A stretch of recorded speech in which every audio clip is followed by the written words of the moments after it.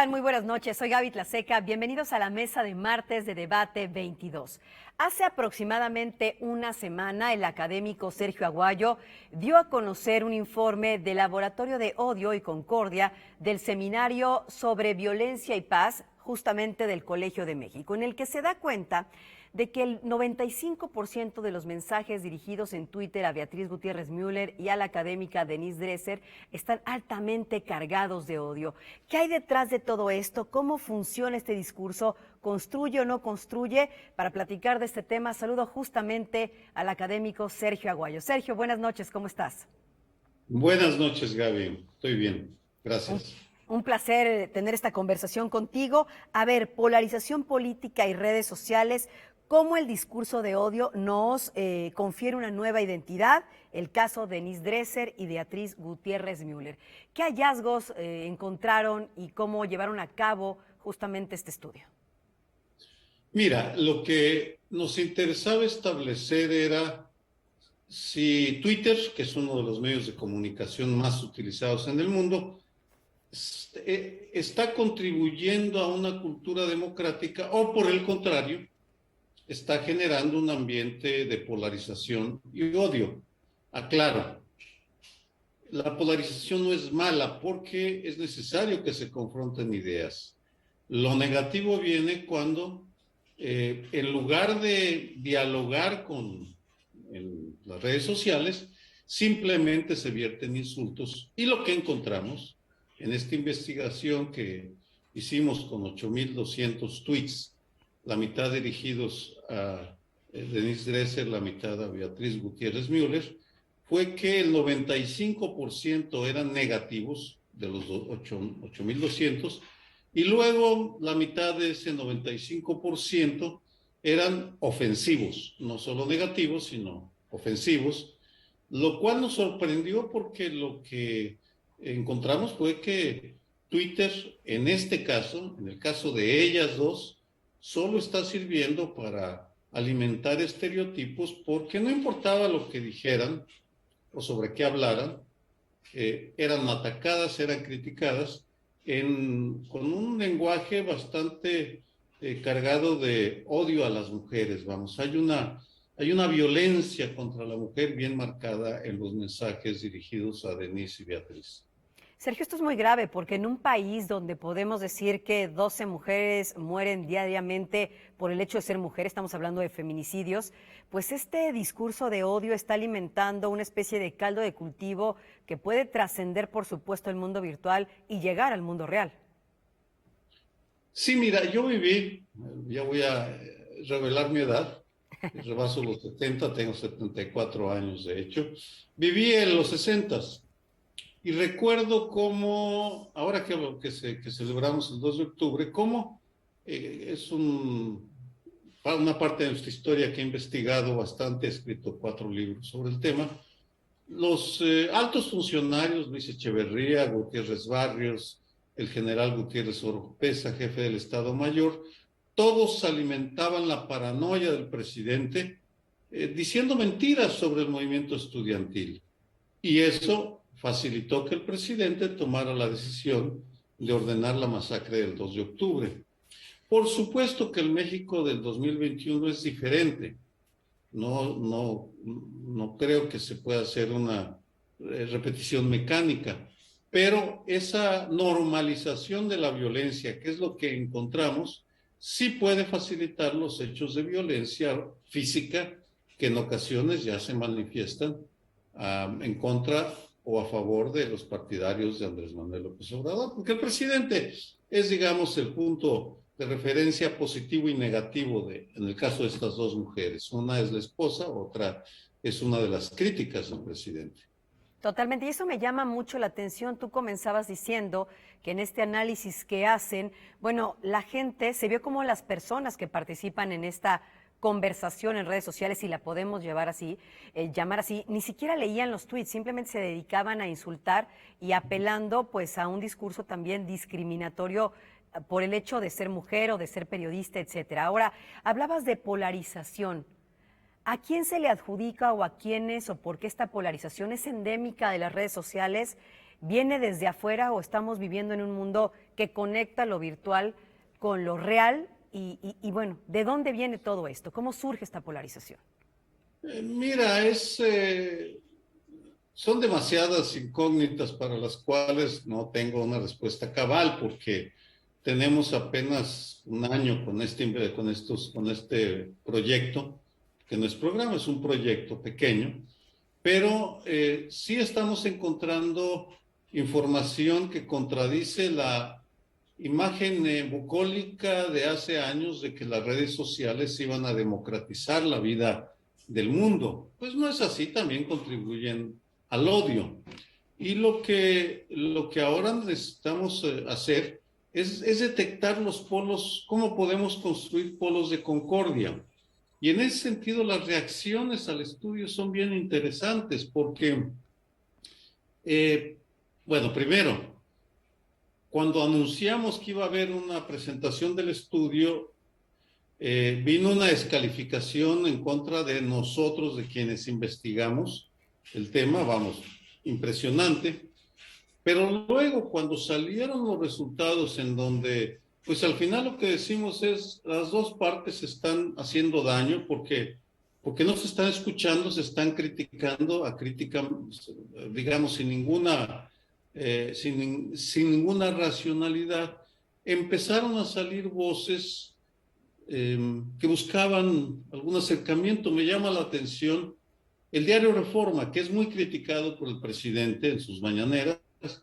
Fue uno de los medios, no el único, aclaro, fue uno de los medios que más difundieron el estudio, en parte porque ahí estamos Denise y yo como columnistas, pero no solo por eso, sino porque les parecía muy importante el estudio, así me lo dijeron, y para mí es una expresión de una especie de ramo de oliva que Reforma le entrega a la Cuarta Transformación. El gobierno de la Ciudad de México difundió en sus resúmenes de comunicación social la investigación. Ahora estoy en un canal estatal, federal, vamos, del Sistema Público de Radio y Televisión. En consecuencia, sí hay apertura, y la misma doctora Beatriz Gutiérrez Müller, tuve conversaciones con ella por escrito primero y luego verbales, muy cordiales, muy respetuosas, en las cuales, bueno, pues yo le expliqué lo que deseaba, lo que hacíamos, por qué nos interesaba, por qué le elegimos a ella, y ella dio sus puntos de vista al respecto. Es decir, una vez demostrado que una investigación, que un conocimiento no busca descalificar acríticamente a un movimiento, una persona, a un líder, se puede entablar un diálogo, porque y a veces se olvida, el conocimiento está basado en hechos, y los hechos hay que respetarlos, y si la información nos dijo, a las dos les tunden y las critican y las condenan por ser mujeres y por ser lo que son, la posición que ocupan políticamente, es posible un diálogo, y vamos a seguir incursionando con temas difíciles para poder seguir señalando que no podemos dejar que siga el encono y el rencor copando las redes sociales. Vamos a tener una reunión con los funcionarios de Twitter que nos acercamos a ellos desde antes, aclaro. Ellos nos facilitaron información. Así es. Ustedes pidieron a través de la API pues algunos tweets, justamente algunas arrobas, hashtags, para poder hacer todo esto. Sergio, permíteme hacer una pausa. Me parece muy interesante lo que estás diciendo, porque esto habla de algunos esfuerzos que se han discutido también en la academia y en otros espacios, que es el hecho de regular o no el discurso en las redes sociales. Permíteme hacer esta pausa y regresamos contigo, ¿sí? Platico con el académico Sergio Aguayo sobre los discursos de odio en las redes sociales, el caso de Beatriz Gutiérrez Müller, esposa del presidente, y el caso contrario, el caso de la crítica académica Denise Dresser, crítica a la Cuarta Transformación. Ya volvemos.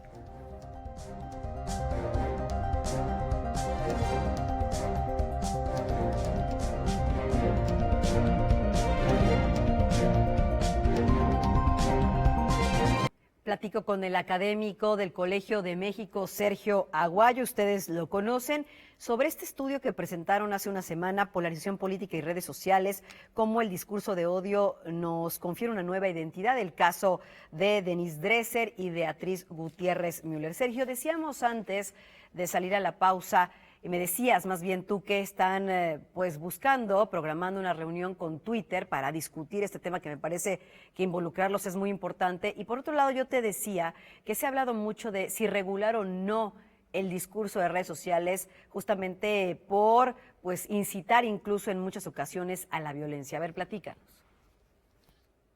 Son un montón de asuntos de pelotas ensalivadas que me avientas, Gaby. Las desagrego. Primero, la investigación no es para buscar soluciones todavía.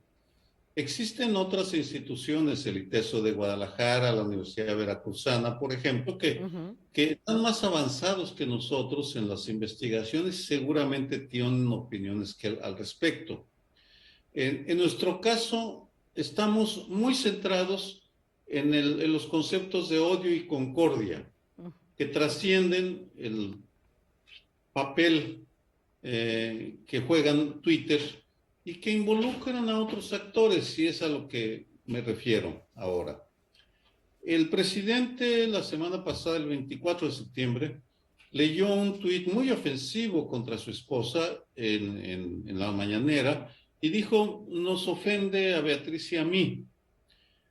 Y luego fue una denuncia, no opino si estuvo correcto o no, para algunos revictimizó a su esposa al mencionar públicamente lo que le decían.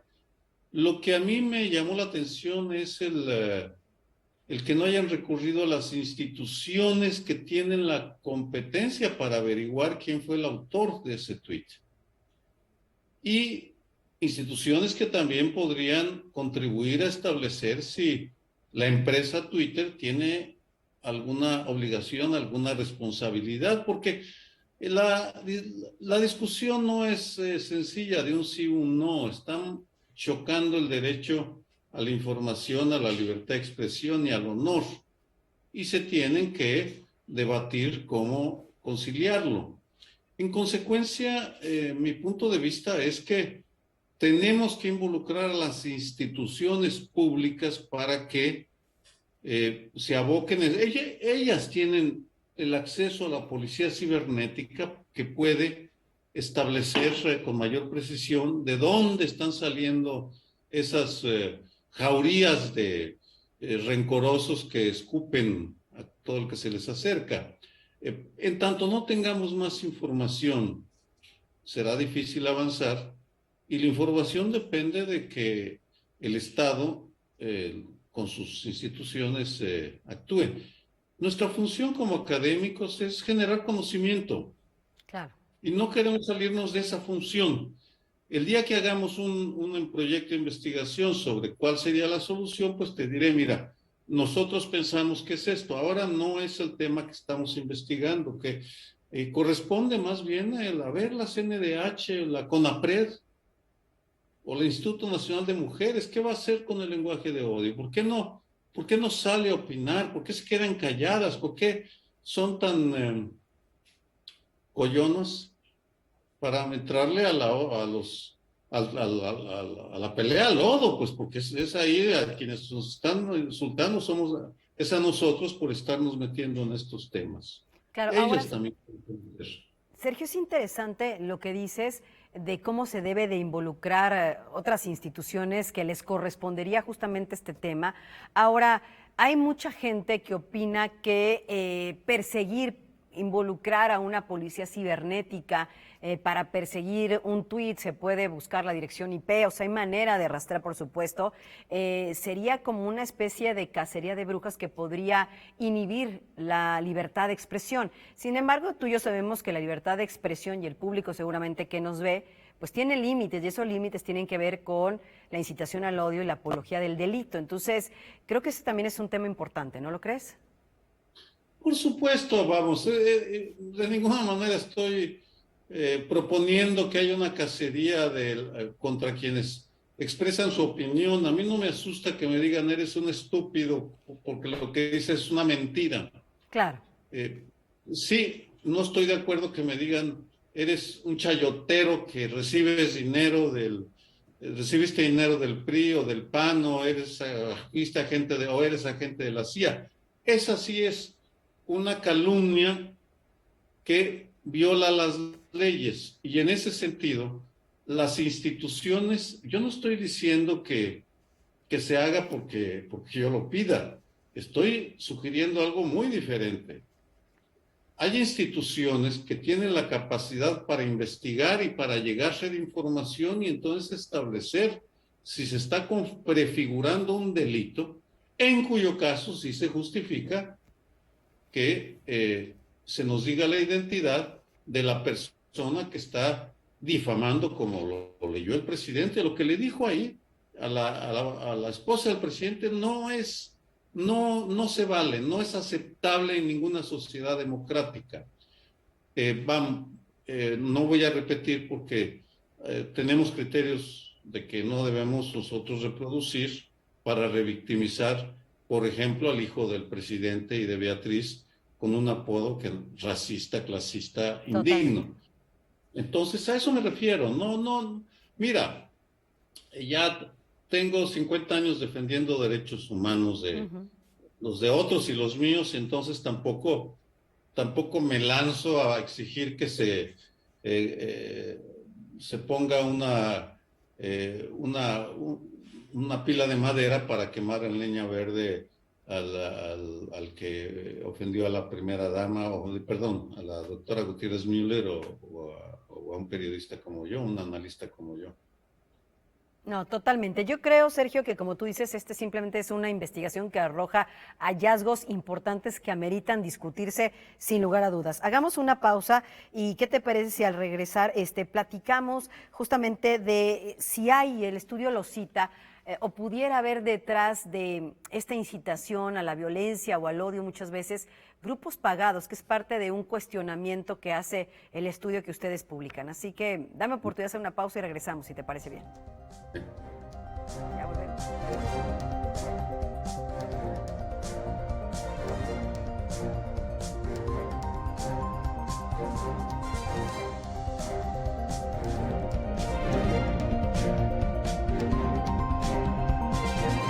Sigo platicando con el reconocido académico Sergio Aguayo, académico del Colmex.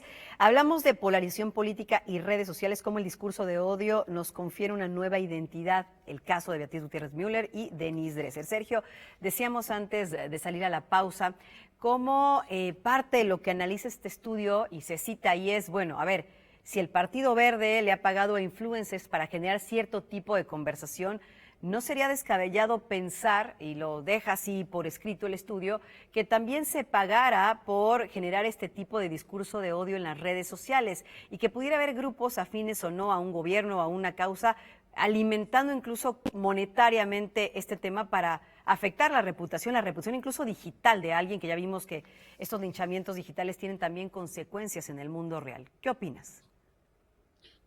Tengo varias opiniones. Primero, a ver, el tema de los influencers que apoyaron al Verde lo demostró fácticamente el Instituto Nacional Electoral. Rescató la información de los IP, del dinero que les dieron, y multó al Verde, pues le puso una multa muy grande. Si lo hace el INE, ¿por qué no lo pueden hacer otras dependencias del gobierno o de organismos autónomos? Punto. Ahí lo dejo.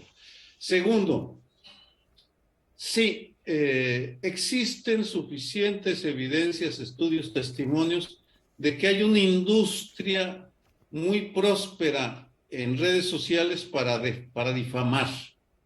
Hay mercenarios del odio o de la manipulación que se dedican a agredir.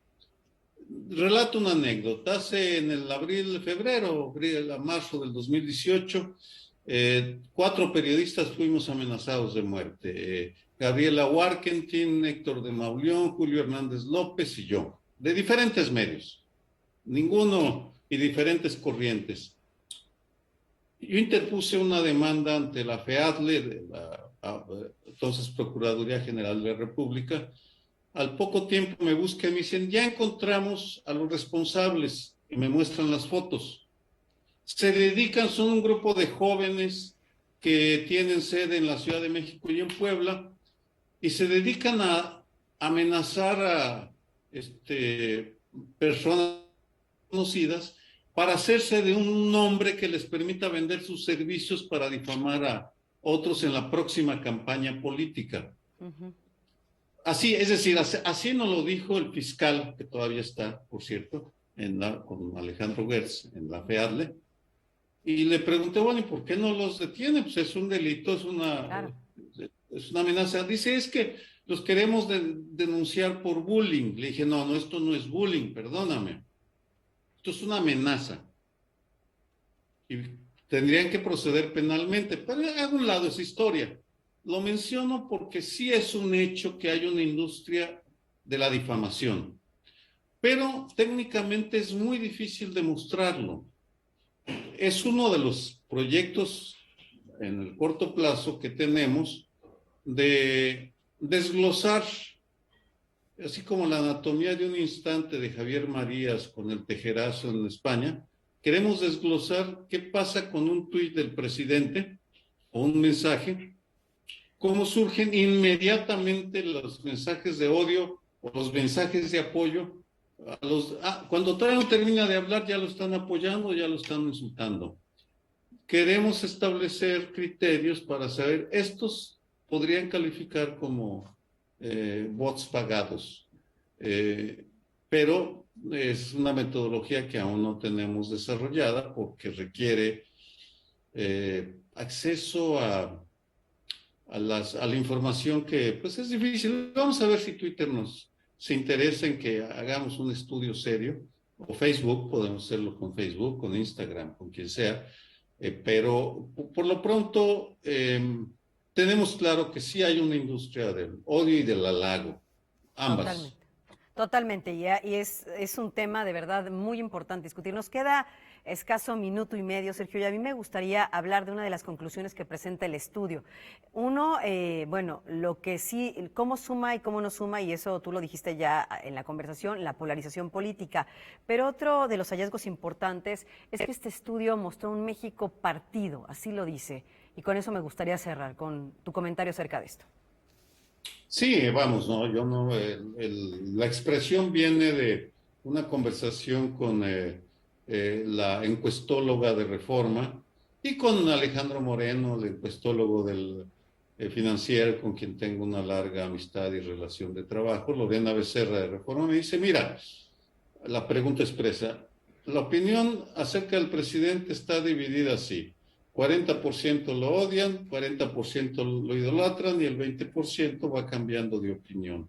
Es un México partido, en efecto. Estamos muy divididos y es por ello que creemos que tenemos que generar conocimiento que acerque las posiciones. Y el método comparativo que adoptamos lo hicimos porque creemos que si estudiamos a dos personajes con diferencias obvias, no es lo mismo Beatriz Gutiérrez Müller que Denise Dresser, por supuesto, pero si demostrábamos lo que salió en los resultados, lo que enseñamos en el estudio, que son maltratadas de la misma manera, tal vez eso generara preocupación entre ambas partes, porque lo que están haciendo es que se están desangrando ambas partes. Así es. No termina por haber un ganador neto. Aquí no hay un cero suma game, que es una teoría de las ciencias sociales, perdón, y lo sé en inglés, me van a acusar ahora de lacayo de los gringos. Pero bueno, es una teoría científica de la teoría de juegos. Es un juego en el que nadie gana. El odio solo deja un saldo negativo. Totalmente, yo creo que con eso nos quedamos y también apelando un poco a la conversación que sí es orgánica en las redes sociales y que ojalá busquemos todos construir con ella leernos, escucharnos, porque a veces reaccionamos, es un espacio de catarsis Twitter donde efectivamente, como lo dice el estudio, estas cámaras de eco no suman a la construcción absolutamente de ningún discurso, ni para un lado ni para el otro. Sergio Aguayo, yo te agradezco muchísimo, como siempre, el tiempo es poco contigo, pero gracias, estamos al pendiente sobre los nuevos hallazgos y los siguientes estudios, por supuesto, que presente. Gracias, Gaby. Un placer conversar contigo y con el auditorio del canal. Que te quiere, por supuesto, y te admira también. Muchas gracias al académico. Todo, supongo que también hay quienes me aborrecen, pero en fin, así es que, esto. claro, pues es que no somos, como dicen, moneditas de oro. Ni todos nos quieren, ni todos nos odian. Ni en las redes, ni en la vida real, ni en televisión, ni en radio tampoco. Ni en prensa, mi querido Sergio. Bueno, muchas gracias pues por la conversación. Muchas gracias también a ustedes, a nuestra audiencia querida, por supuesto, de Canal 22. Soy Gaby Tlaseca, nos vemos el próximo martes en esta mesa de Debate 22.